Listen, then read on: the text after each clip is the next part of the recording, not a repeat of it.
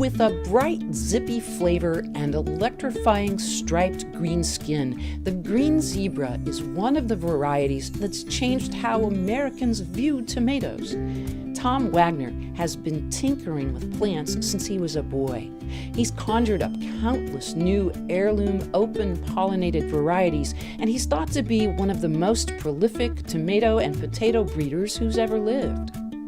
In the 1950s, he imagined a green tomato that would stay green when ripe, without bruising or cracking. After much breeding work, the small, citrusy, sweet, flavored green zebra was born. The green zebra has been celebrated by the world's top chefs, and it shot to veggie superstardom when the legendary chef Alice Waters served green zebra at her San Francisco restaurant, Chez Panisse.